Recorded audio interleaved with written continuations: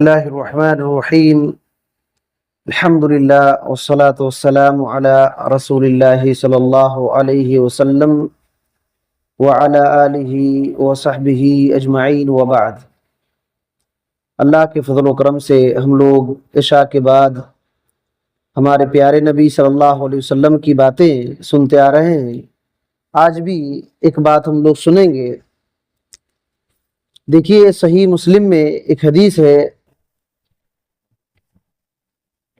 حضرت ابو الدرداء رضی اللہ تعالی عنہ سے وہ فرماتے ہیں کہ رسول اللہ صلی اللہ علیہ وسلم نے فرمایا، دعوت المرء المسلم لأخیہ بظہر الغیب مستجابۃ عند رأسہ ملک مؤکل کلما دعا لأخیہ بخیر قال الملک المؤکل بہ آمین ولک بمثلی. فرمایا نبی صلی اللہ علیہ وسلم نے کہ مسلمان مرد، کوئی مسلمان مرد اپنے مسلمان بھائی کے لیے اگر پیٹھ پیچھے دعا کر رہا ہے تو اس کی دعا قبول ہوتی ہے، اس کی دعا قبول ہوتی ہے. اور جب وہ دعا کرتا ہے تو اس کے سر کے پاس ایک فرشتہ مقرر ہوتا ہے، فرشتہ ایک مقرر ہوتا ہے. وہ جب بھی اپنے بھائی کے لیے بھلائی کی دعا کرتا ہے تو وہ مقرر فرشتہ جو فرشتہ ہے اس کے سر کے پاس وہ کہتا ہے آمین. آمین یعنی اے اللہ تو اس کی دعا کو قبول کر لے. اور وہ فرشتہ کہتا ہے وَلَكَ بِمِثْلِ، کہتا ہے کہ اے دعا کرنے والے تیرے لیے بھی اسی طرح ہے جیسے تو اپنے بھائی کے لیے دعا کر رہا ہے. یہ حدیث ہے نبی صلی اللہ علیہ وسلم کی. اس میں کئی باتیں ہیں.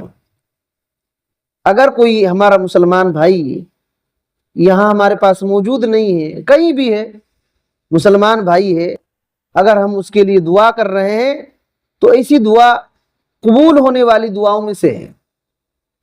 اور اتنی بڑی فضیلت ہے کہ وہ دعا مانگنے والے کے سر کے پاس ایک فرشتہ مقرر ہو جاتا ہے. اور جب یہ مسلمان بھائی کسی مسلمان بھائی کے لیے خیر کی دعا کرتا ہے، شر کی نہیں، خیر کی دعا کرتا ہے، بھلائی کی دعا کرتا ہے، تو فرشتہ کہتا ہے آمین آمین، یعنی اے اللہ قبول کر لے، قبول کر لے. اور اس دعا کرنے والے کے لیے بھی دعا کرتا ہے فرشتہ کہ تیرے لیے بھی اسی طرح ہے جو تو اپنے بھائی کے لیے دعا کر رہا ہے. اصل میں ایک مومن مسلمان کی پہچان بھی یہ ہے کہ وہ مسلمان بھائی کے لیے دعا کرے. ایک مسلمان کی بہت بڑی خصوصیت اور خوبی ہے. اللہ تعالیٰ نے سورہ الحشر کے اندر 10ویں آیت میں کہا وَالَّذِينَ جَاءُوا مِن بَعْدِهِمْ يَقُولُونَ رَبَّنَا اغْفِرْ لَنَا وَلِإِخْوَانِنَا الَّذِينَ سَبَقُونَا بِالْإِيمَانِ، کہ اور ان کے لیے جو ان کے بعد آئے وہ کہتے ہیں، مومن بندے کہتے ہیں کہ اے ہمارے رب ہمیں بخش دے اور ہمارے ان بھائیوں کو بھی بخش دے جو ہم سے پہلے ایمان لائے، جو ہم سے پہلے ایمان لائے. تو ہم سے پہلے جو ایمان لائے ہمارے یہاں ابھی موجود نہیں ہیں، ان کے لیے بھی دعا کرنے والے یہ مومن لوگ ہوتے ہیں. اور اللہ کے نبی صلی اللہ علیہ وسلم کو بھی اللہ تعالیٰ نے یہ حکم دیا وَاسْتَغْفِرْ لِذَنْبِكَ وَلِلْمُؤْمِنِينَ وَالْمُؤْمِنَاتِ، اے پیغمبر محمد صلی اللہ علیہ وسلم آپ اپنے گناہ کی بخشش مانگے اور مومن مرد اور مومن عورتوں کے لیے بھی بخشش مانگے. آپ مومن مرد مومن عورتوں کے لیے بھی بخشش مانگے. یہ قرآن مجید میں ہے.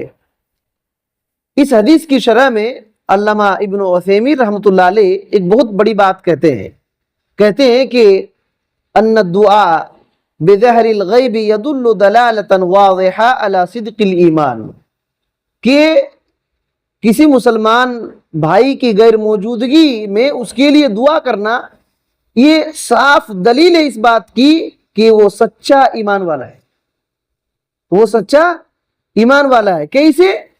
وہ دلیل دیتے ہیں، کہتے ہیں نبی صلی اللہ علیہ وسلم نے فرمایا لا یؤمن احدکم حتی یحب لاخیہ ما یحب لنفسہ، کہ اس وقت تم میں سے کوئی آدمی اس وقت تک کامل مومن نہیں ہو سکتا جب تک کہ اپنے لیے جو بہتر سمجھتا ہے وہ دوسرے کے لیے بھی نہیں چاہتا ہے.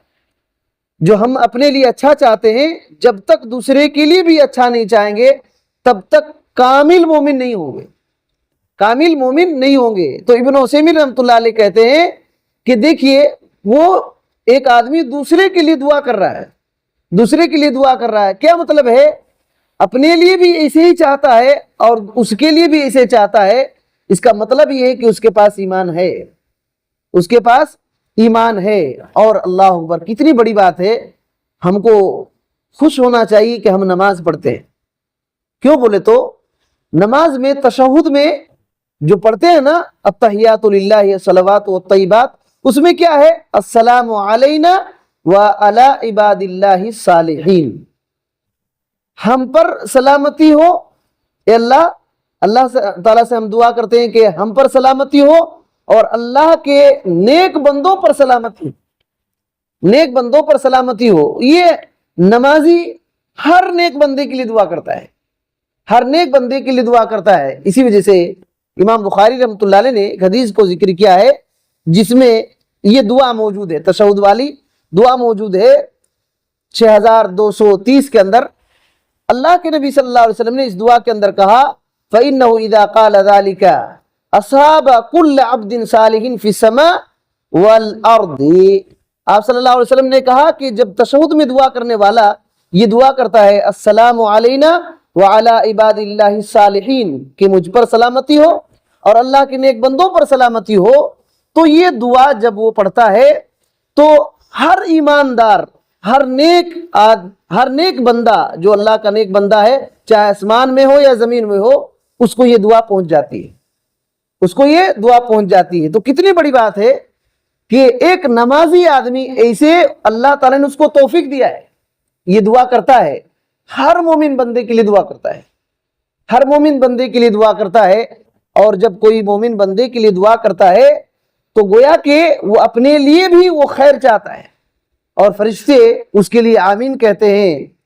امام ابن باز رحمۃ اللہ علیہ جو سعودی عرب کے سب سے بڑے مفتی تھے، اللہ اکبر، انہوں نے ایک بہت بڑی بات کہی ہے. انہوں نے کہا کہ فَأَنْتَ يَا أَخِي عَلَى خَيْرٍ إِذَا دَعَوْتَ لِأَخِيكَ، اے میرے بھائی، تو اگر خیر پر ہے اور اپنے بھائی کے لیے اگر تو دعا کر رہا ہے، مسلمان بھائی کے لیے، تو ایسا ہے کہ تم اس کے لیے بھی نفع پہنچا رہے ہو اور تم اپنے لیے بھی نفع پہنچا رہے. صرف اس کو نفع نہیں ہوگا، جس کے لیے تم دعا کر رہے ہو اس کو صرف فائدہ نہیں ہوگا بلکہ تم کو بھی فائدہ ہوگا، تم کو بھی فائدہ ہوگا.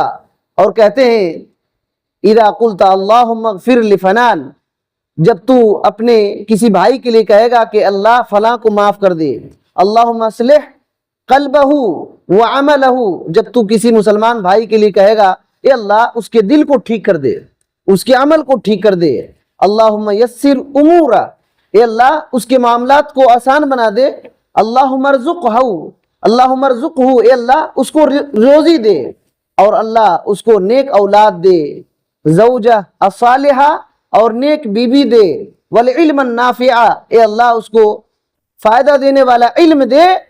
تو اگر تو ایسا کر رہا ہے اور جو بھی مناسب اس کے لیے خیر کی دعا ہے تو یاد رکھو کہ تمہارے لیے بھی یہی فرشتے دعا کرتے ہیں، تمہارے لیے بھی یہ فرشتے کہتے ہیں کہ تمہارے لیے بھی ایسا ہی ہو، ایسے ہی ہو. اور ابن باز رحمۃ اللہ علیہ نے ایک بڑی بات کہا اس حدیث کی شرح میں، انما یقع من اصحاب القلوب السلیمہ، یہ کام کون کر سکتا ہے؟ جس کا دل صحیح سلامت ہو. مسلمان دوسرے مسلمان بھائی کے لیے، وہی مسلمان بھائی دعا کر سکتا ہے دوسرے مسلمان کے لیے جس کا دل صحیح سلامت ہو. الراغبہ فی الخیر المحبہ للخیر، کہتے ہیں جس کا دلچسپی ہو، جس کو خیر کے کاموں میں، اور جس کو مسلمان کے لیے محبت ہو، خیر کے لیے محبت ہو، وہی یہ کام کر سکتا ہے، دوسرا اور کوئی نہیں کر سکتا ہے.